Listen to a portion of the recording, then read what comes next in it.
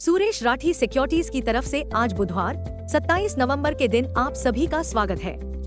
कल के कारोबार में निफ्टी में उतार चढ़ाव देखने को मिला क्योंकि व्यापारियों ने महाराष्ट्र में भाजपा के शानदार चुनावी प्रदर्शन को पचा लिया। अब हम एक बड़ी नजर से देखेंगे कि क्या FII कैंप, जिन्होंने इस नवंबर में 29,841 करोड़ रुपए की बिक्री की है, अपने शॉर्ट को कवर करने के लिए देखता है।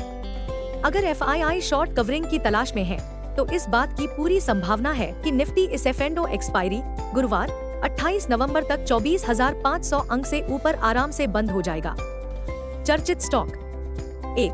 NTPC ग्रीन एनर्जी IPO की बुधवार 27 नवंबर को शुरुआत में कुछ खास नहीं होने की संभावना है।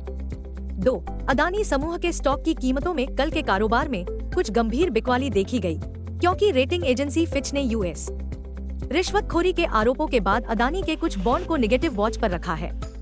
कल के कारोबार में अदानी समूह के कुछ स्टॉक में हुए नुकसान का प्रतिशत यहाँ दिया गया है।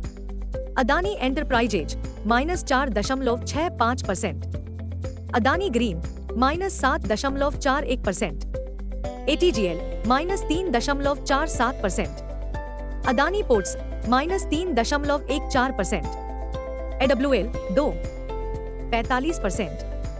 मार्केट ट्रेंड्स, वैश्विक संकेत न्यूट्रल हैं। कल के सत्र में FII 1,158 करोड़ रुपए के शुद्ध खरीदार निकले, जबकि DII ने 1,911 करोड़ रुपए के शेयर बेचे। धारणा तेजी की संभावना है। दिन के लिए मार्केट ब्रेथ सकारात्मक होने की संभावना है। निफ्टी के टेक्निकल संकेत पलटाव का संकेत दे रहे हैं। F&O नवंबर महीने के आंकड़ों से पता चलता है कि निफ्टी के लिए ट्रेडिंग रेंज 23,500 से 25,000 जोन के बीच रहने की संभावना है। इंडिया VIX दर सूचकांक 15.30 के स्तर की ओर बढ़ गया है। निफ्टी PCR 28 नवंबर 0.94 के स्तर पर है। बैंक निफ्टी PCR 27 नवंबर 1.22 पर है। निफ्टी आउटलुक, जोखिम भावना में मामूली सुधार की संभावना है। निफ्टी और बैंक निफ्टी के बारे में तकनीकी जानकार क्या कहते हैं। निफ्टी CMP 24,195, निफ्टी पर सबसे बड़ा सपोर्ट केवल 24,069 अंक पर है। तत्काल रेजिस्टेंस केवल 24,537 अंक पर है। दिन के लिए रेंज 24,100 और 24,500 के बीच रहने की संभावना है। दिन के लिए आउटलुक सकारात्मक है। Bank Nifty CMP 52,192, bank Nifty का सबसे बड़ा इंट्राडे सपोर्ट केवल 51,700 अंक पर देखा गया। बैंक निफ्टी का सबसे बड़ा हर्डल अब 52,677 अंक पर है।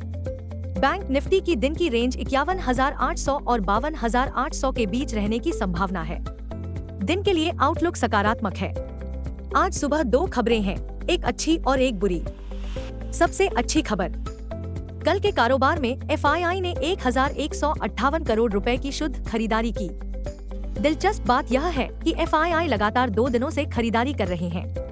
और अब बुरी खबर, अमेरिका के नवनिर्वाचित राष्ट्रपति डोनाल्ड ट्रंप ने टैरिफ बढ़ाने की अपनी धमकियों को दोगुना कर दिया है, खास तौर पर चीन, मैक्सिको और कनाडा पर, जिससे वैश्विक व्यापार तनाव को लेकर चिंताएं बढ़ गई हैं।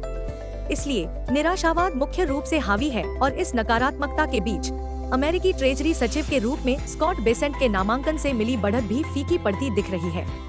निष्कर्ष, ट्रंप की टैरिफ धमकी की बुरी खबर का कोई मतलब नहीं है, क्योंकि FII की खरीदारी फिर से शुरू होने की अच्छी खबर ही काफी है।